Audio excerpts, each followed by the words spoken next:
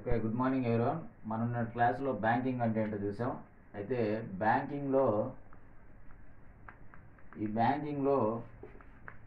మనకి వడ్డీ రేటు ఎలా క్యాలిక్యులేట్ చేస్తారంటే అన్నది తెలుసుకుంటాం. ఈ పాయింట్ గురించి తెలుసుకుందాం.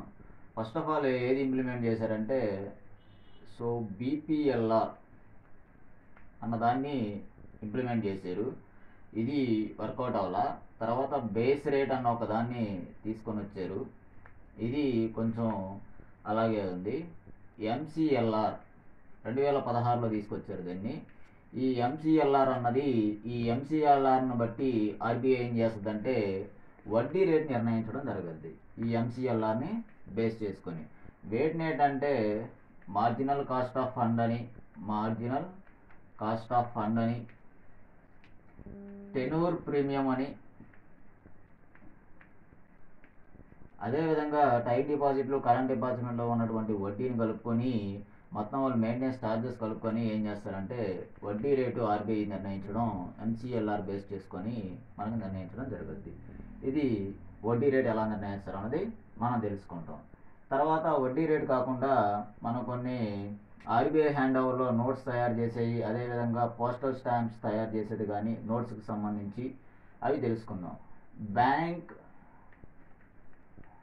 నోట్ ప్రెస్ ఇది దేవాసులో ఉంటుంది, మధ్యప్రదేశ్. ఈ మధ్యప్రదేశ్లో నోట్స్ ప్రెస్ అనేది ఏంటంటే కాగితాలు ఇక్కడ తయారు చేస్తారు. అంటే కాగితాలు కాదు, నోట్స్ 500 కాగితాలు కానీ 1000 రూపాయల కాగితాలు కానీ ఒకప్పుడు ఇక్కడే తయారు చేసేవాళ్ళు. తర్వాత బ్యాంక్ పేపర్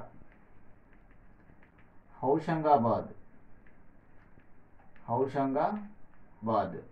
ఈ బ్యాంక్ పేపర్ అంటే కాగితం ఎక్కడి నుంచి తీసుకొస్తారంటే హౌషంగాబాద్ నుంచి ఈ యొక్క మనీకి పేపర్ అనేది ఇంపోర్ట్ చేసుకోవడం జరుగుద్ది.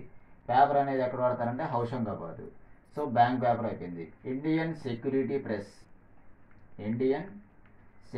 ప్రెస్ ఇది వచ్చి నాసిక్.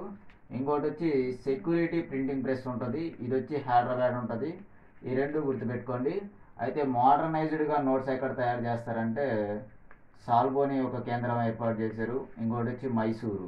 మొత్తం ఎన్ని కేంద్రాలు ఉన్నాయనంటే మనీ ప్రింటెడ్ చేసేవి దేవాస్ ఒకటి, సాల్బోని ఒకటి, మైసూర్. సో ఈ రకంగా మనకి ఇక్కడ నోట్స్ తయారు చేయడం ఉంది. సో వీడియో చూసే ప్రతి ఒక్కరు కూడా ఆర్ఎస్ఆర్ ఆన్లైన్ క్లాస్ని సబ్స్క్రైబ్ చేస్తుందిగా కోరుతున్నాను.